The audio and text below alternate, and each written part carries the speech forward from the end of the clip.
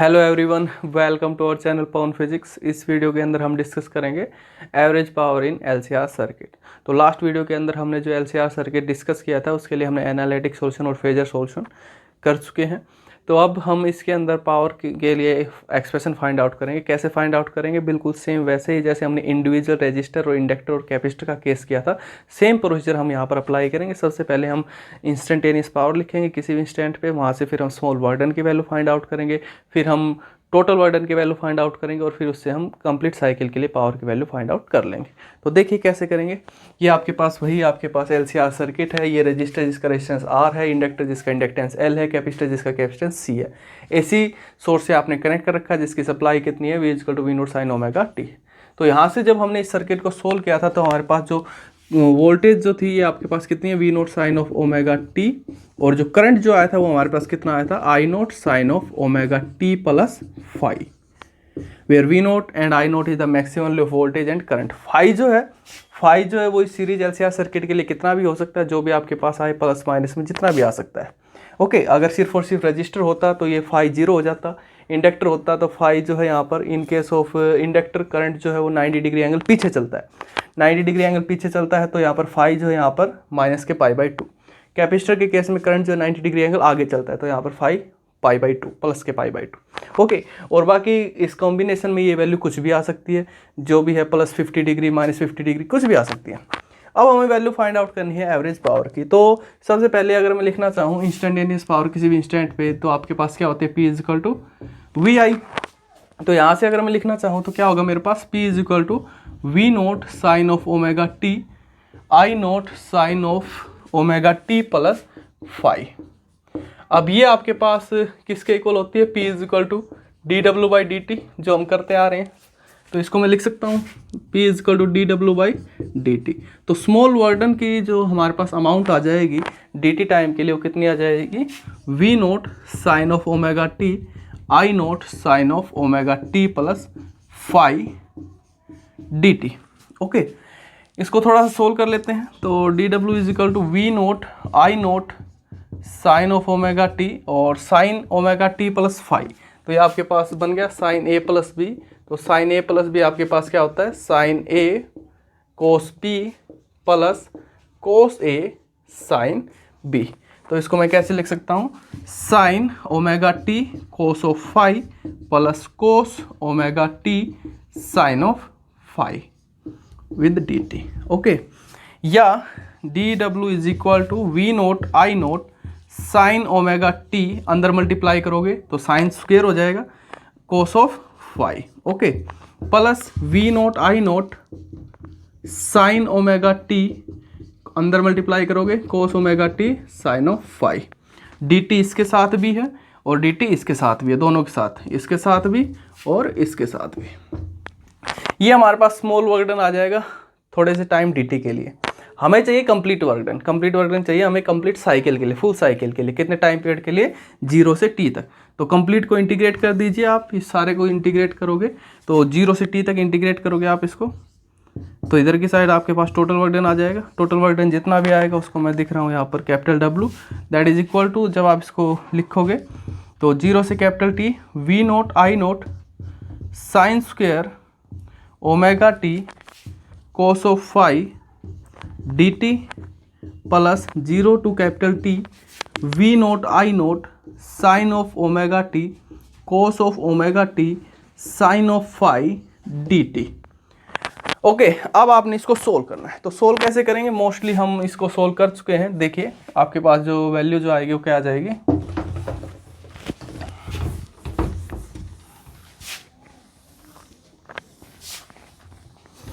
देखिए अब इसको मैं कैसे लिख सकता हूँ, net work done is equal to 0 to t, जो कांस्टेंट वैल्यू उसको बाहर ले लो, V0 constant, I0 constant, maximum value of voltage and current, cos phi भी कांस्टेंट रहता है, जो आपके पास फेज डिफरेंस जो है बिटवीन वोल्टेज एंड करंट ये भी कांस्टेंट रहेगा। तो cos phi यहाँ पर आपके पास एक कांस्टेंट क्वांटिटी है, इसको भी बाहर लिखा जाएगा।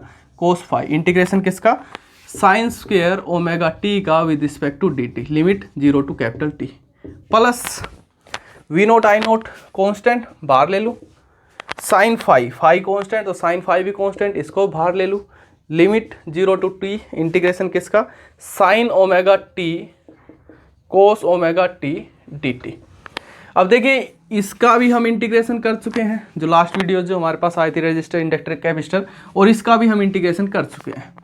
तो इसका जो हमारे पास इंटीग्रेशन आएगा, आप इसको 2 से मल्टीप्लाई करोगे, 2 से डिवाइड करोगे, तो ये आपके पास बन जाएगा 2 sin a cos a sin 2a sin 2 omega T. इसका जब आप इंटीग्रेशन करते तो आपके पास वैल्यू आती है 0। ओके, कर चुके हम पहले, तो ये सारा का सारा आपके पास हो जाएगा 0। इसका जब हम इंटीग्रेशन करते हैं साइन स्क्वायर ओमेगा टी को कोस में कन्वर्ट करते हैं 1 minus cos 2 omega T by 2, तो इसको जब आप पूरा का पूरा सोल्व कर लेते हो, इसकी जो वैल्यू आती है हमारे पास 0 to T sine square omega T D T, आपके पास कितना आता है capital T by 2 after putting the limit put करने के बाद। तो ये आपके पास आ गया net work done is equal to V naught I naught cos of phi और मल्टीप्लाई बाई टी बाई 2। अब हमें चाहिए पावर, तो पावर आपके पास क्या होगी net work done per unit time. तो कंप्लीट साइकिल के लिए कितनी पावर हो जाएगी आपके पास V naught I naught into T by 2 into cos of phi upon T, T से टी कैंसिल, तो आपके पास पावर कितनी आ जाएगी for LCR circuit V naught I naught by 2 cos of phi. Okay, अब मैं इसको कैसे लिख सकता हूँ, पावर के लिए जो हमने डिफाइन कर रखी है RMS वैल्यू वो इसीलिए डिफाइन कर रखी है, तो इसको मैं कैसे लिख सकता हूँ P is equal to V naught by root 2 I naught by root 2 into root 2 हो जाएगा इंटू कोस ऑफ फाई। ये आपके पास क्या होगी RMS वैल्यू ऑफ वोल्टेज या RMS वैल्यू ऑफ करंट। तो इसको मैं क्या लिख सकता हूँ power is equal to RMS value of voltage और RMS value of current cos of phi. या अगर मैं यहाँ पर नहीं भी लिखूँ, अगर मैं इसको ऐसे डायरेक्ट लिख दूँ P is equal to V I cos of phi, तो ये अंडरस्टूड होना चाहिए। अगर हम AC के अंदर बात कर रहे हैं तो ये आपके पास RMS वैल्यूज ही है, RMS value of current, RMS value of voltage. Okay, तो ये हमारे पास आ जाती है नेट एवरेज पावर एसोसिएटेड इन LCR circuit, series LCR circuit. अब यहाँ से देखिए जो हमने इंडिविजुअल केस जो किए थे, जो आपके पास इंडिविजुअल केस आपने स्टडी किए थे रेजिस्टर, इंडक्टर, कैपेसिटर, वो आप यहाँ से भी कर सकते हैं। ये हमारे पास आए सीरीज LCR सर्किट के लिए, तो उसमें फाई की जो भी वैल्यू है वो आप यहाँ पर पुट कीजिए, जितनी वैल्यू आती है आपके पास एवरेज पावर आ जाएगी सीरीज LCR सर्किट के लिए। अब आप इससे इंडिविजुअल के लिए फाइंड आउट कर सकते हैं। इंडिविजुअल के लिए कैसे फाइंड आउट कर सकते हैं for register, in case of register के केस में फाई कितना होता है, फेज डिफरेंस जो होता है वोल्टेज और करंट के बीच में 0, तो कोस 0 कितना 1, तो पावर कितनी हो जाएगी V I R M S I R M S, यही तो आती है हमारे पास in case of resistor. In case of inductor या इन केस ऑफ कैपेसिटर, दोनों में एक में आपके पास होता है प्लस के पाई बाई 2, एक में होता है आपके पास माइनस के पाई बाई 2, दोनों के लिए ही कोस जो है चाहे आपके पास plus pi by 2 minus pi by 2, आपके पास कितनी वैल्यू हो जाएगी 0, तो पावर कितना 0, तो वो आप यहाँ से भी फाइंड आउट कर सकते हैं। ठीक है, तो अगर आपने एवरेज पावर फाइंड आउट करनी है LCR सर्किट के लिए, तो वहाँ पर आप ये RMS वैल्यू फाइंड आउट कीजिए वोल्टेज की सर्किट में कितनी है, और RMS वैल्यू करंट की फाइंड आउट कीजिए, फाई की वैल्यू फाइंड आउट कीजिए, फाई वहाँ पर कितना है, तो फाई आपके पास कितना होता है, phi is equal to tangent inverse XC minus XL by R।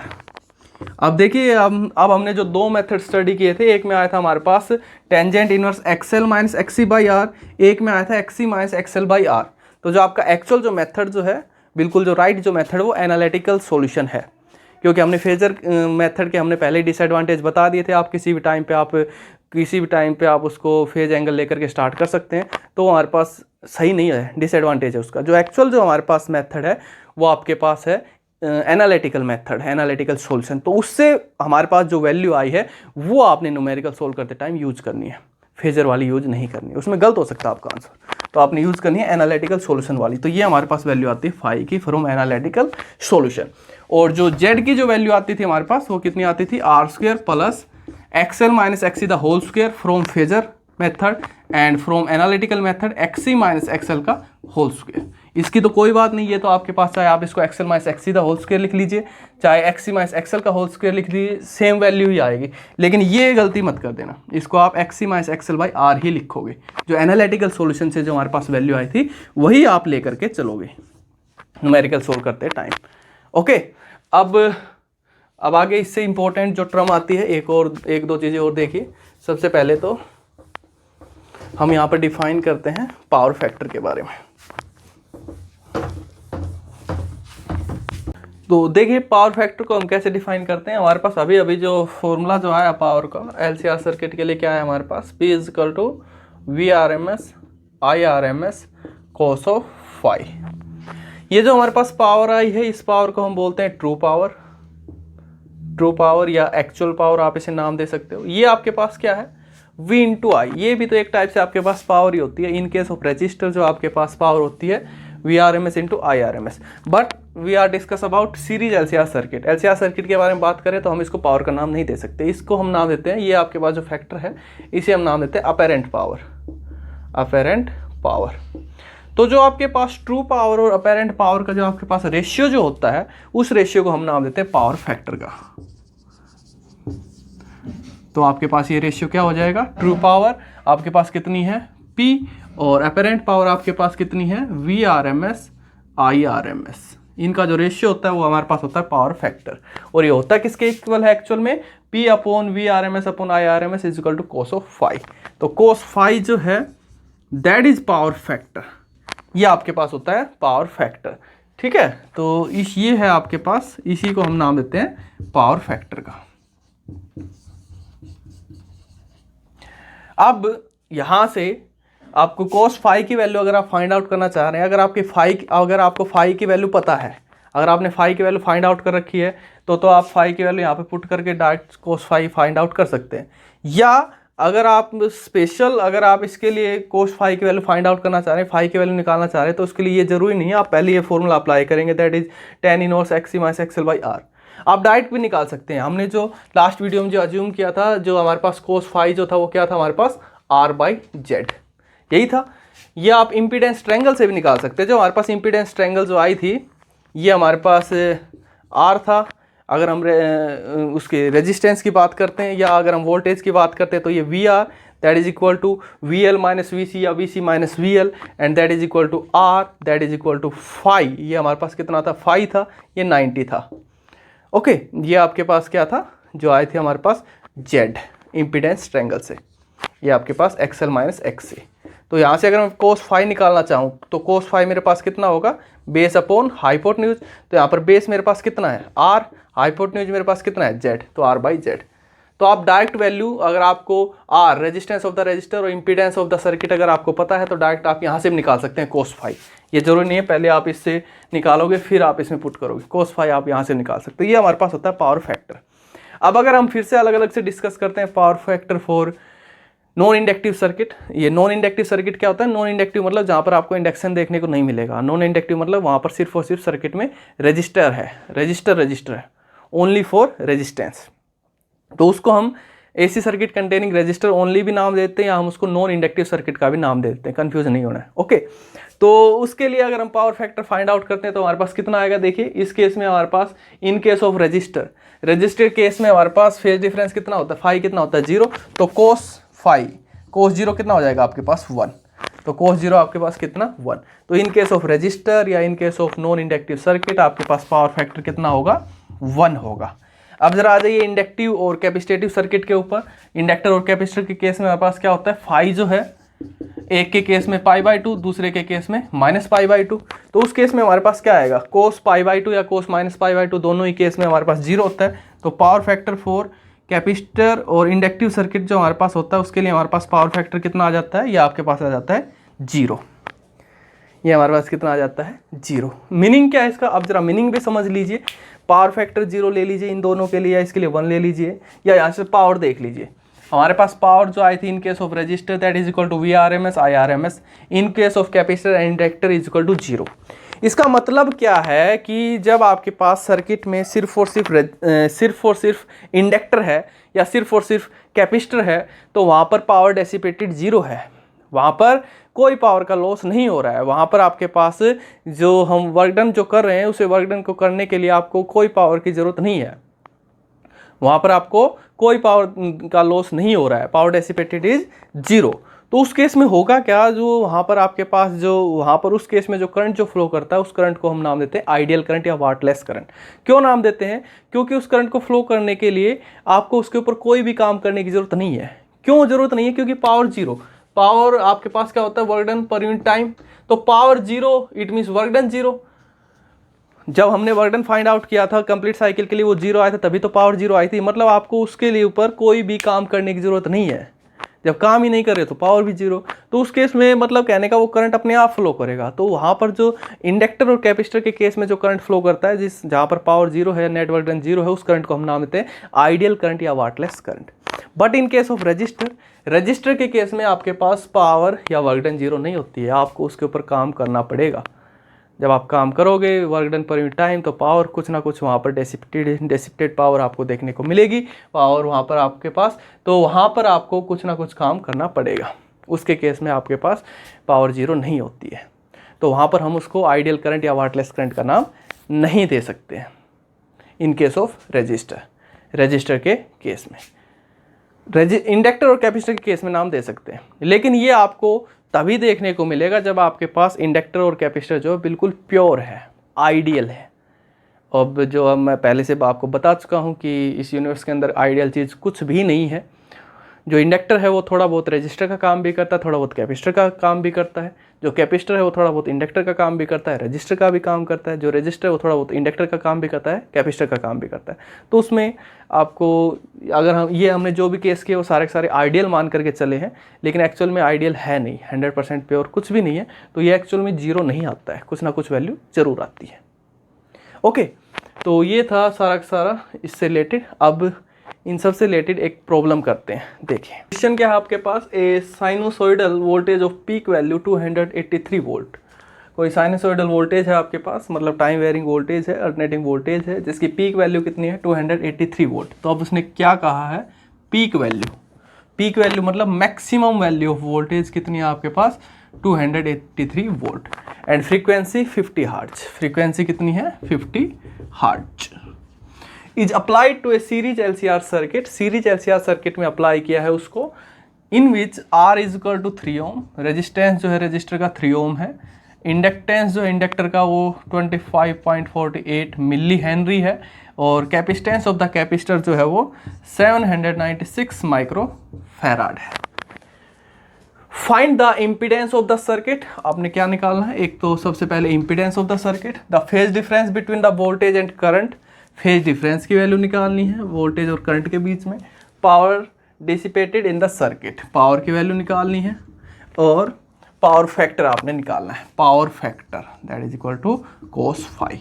तो अब आपके पास एलसीआर सर्किट है, तो अभी जो डिस्कस किया था हमने, तो सबसे पहले अगर हम बात करते हैं इम्पीडेंस, तो इम्पीडेंस हमारे पास क्या होता है, Z इज इक्वल टू, फिर से बता रहा हूँ एक बार, जो फॉर्मूले जो आप यूज़ करोगे, जो एनालिटिकल सॉल्यूशन में जो हमारे पास रिलेशन आए थे वो आप यूज़ करोगे। तो एनालिटिक रिलेशन जो हमारे पास आया था, एनालिटिक सॉल्यूशन से जो हमारे पास इम्पीडेंस की जो वैल्यू आई थी r² plus XC minus XL the whole square, और इस सारे का अंडर द रूट।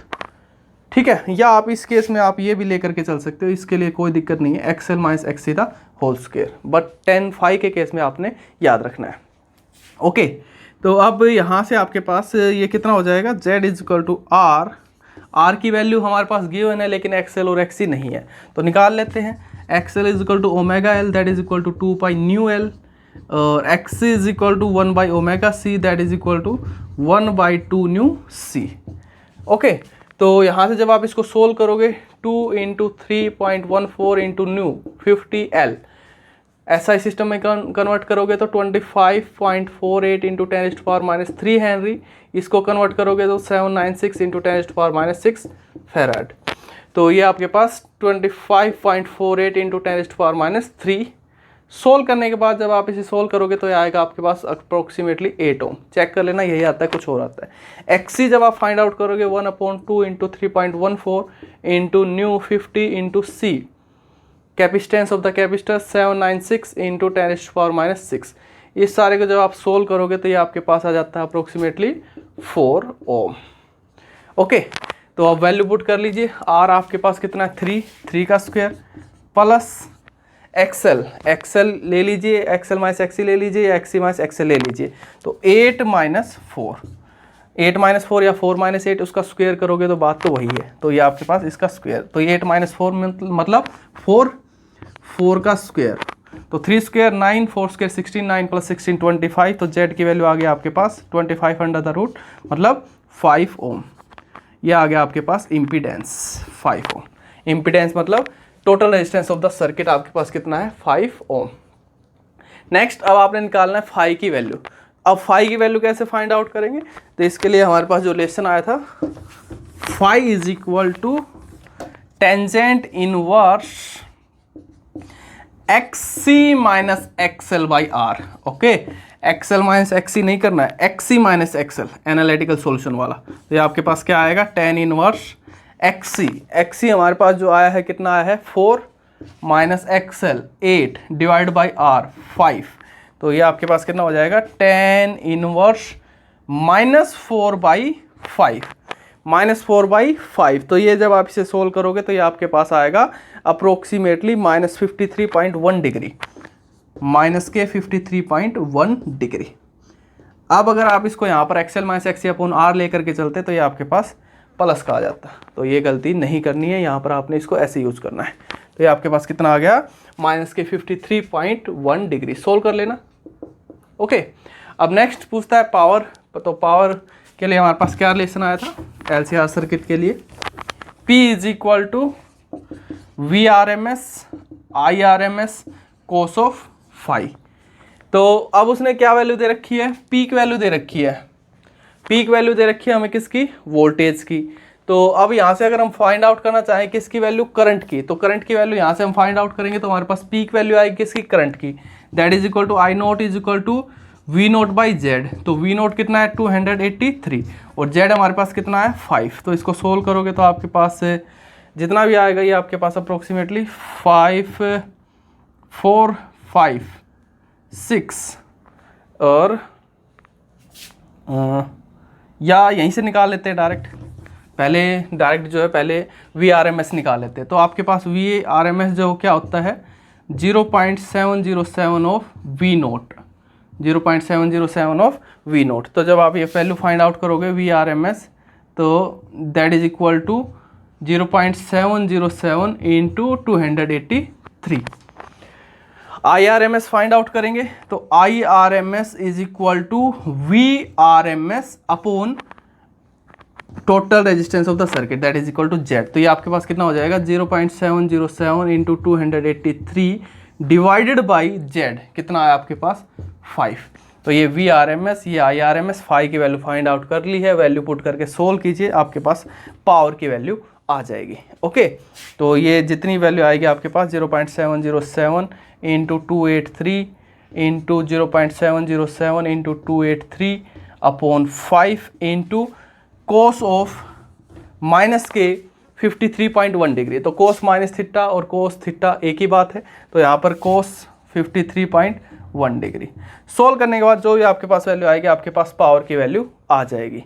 ओके, इसे सोल्व करोगे तो ये आपके पास होगा अप्रोक्सीमेटली शायद 0.6। तो ये आपके पास होता है कोस 53.1 दैट इज इक्वल टू 0.6।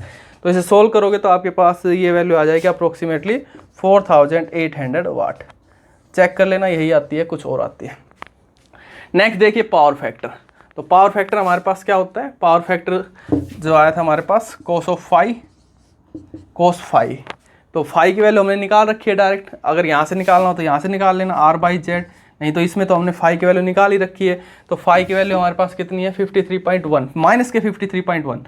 तो कोस ऑफ माइनस 53.1 या कोस ऑफ 53.1 एक ही बात है, कोस ऑफ माइनस थीटा या कोस ऑफ थीटा एक ही वैल्यू होती है। तो कोस 53.1 तो ये आपके पास होता है 0.6। तो ये आ जाएगा आपके पास इसका पावर फैक्टर 0.6 और पावर 4800 वाट। ओके, तो इस वीडियो में इतना ही। नेक्स्ट वीडियो के अंदर हम डिस्कस करेंगे एलसी ऑसिलेशंस के बारे में। Thank you.